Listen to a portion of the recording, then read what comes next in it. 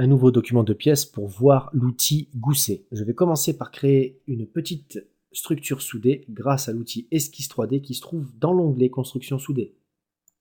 Un double clic sur le plan de dessus pour l'activer et indiquer au logiciel que je veux travailler dessus. Je l'oriente normal à moi, double clic sur plan de dessus. Voilà, la grille me fait bien comprendre que le plan est actif pour l'esquisse. Avec l'outil ligne, une ligne horizontale, alors double clic pour terminer, et une ligne verticale partant de l'origine.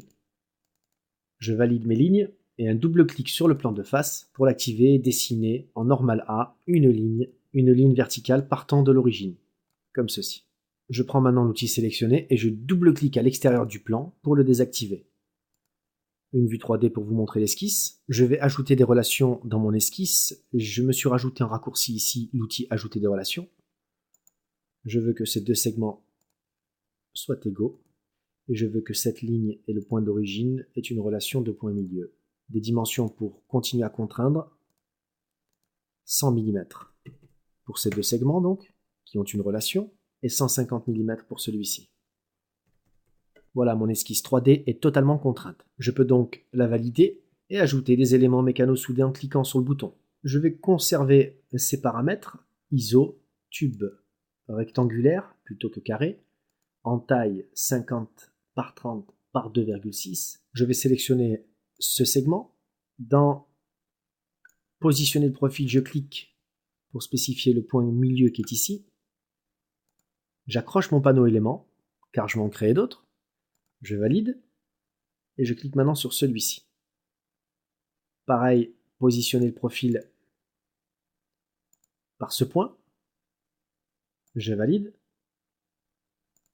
Et maintenant, celui-ci. Je vais le faire pivoter d'un angle de 90 degrés, tabulation au clavier. Le profil est parfaitement positionné par le centre. Je valide, et je quitte avec la croix rouge. Alors je peux supprimer la matière qui est à l'intérieur de l'intersection entre ces deux éléments. Il s'agit d'un outil qu'on verra dans la vidéo suivante, l'outil ici ajuster. Le but de cette vidéo ici maintenant, c'est l'outil Gousset que je vais activer en cliquant sur son bouton. Je vais zoomer la zone où je veux en placer un, dans l'angle qui est ici. Dans face de support, je sélectionne cette surface et celle-ci. Il est placé automatiquement, il faut encore le positionner. Dans profil, j'ai le choix entre un polygone et un triangle. Le polygone, voilà sa forme, et le triangulaire. Ensuite, c'est très simple, si je reviens sur polygonal, d'après le dessin 2D, vous avez les codes D1, D2, D3, D4 et l'angle A. Alors, D1 et D2, ce sont les côtés du carré, je vais mettre 50 mm.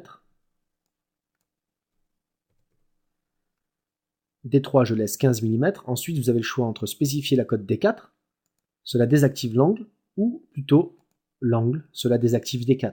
Je vais rester sur un angle à 45 degrés. J'aimerais revenir rapidement sur ce bouton que je n'ai pas exploré, inverser les paramètres de profil D1 et D2. Effectivement, si D1 et D2 étaient différents ici, j'aurais pu, en cliquant sur ce bouton, les inverser, dans le polygonal comme dans le triangulaire. Ici, l'épaisseur, 3 options, côté intérieur, côté les deux côtés et le côté extérieur.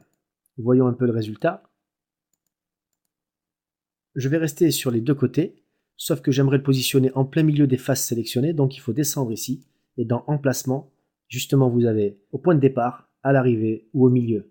Il faut se mettre au milieu des faces sélectionnées. L'épaisseur ici du gousset, 5 mm, ça me convient parfaitement. Je peux même activer un décalage par rapport à l'emplacement sélectionné, mais je préfère rester en plein milieu. Un bouton que je n'ai pas vu avec vous ici, le chanfrein.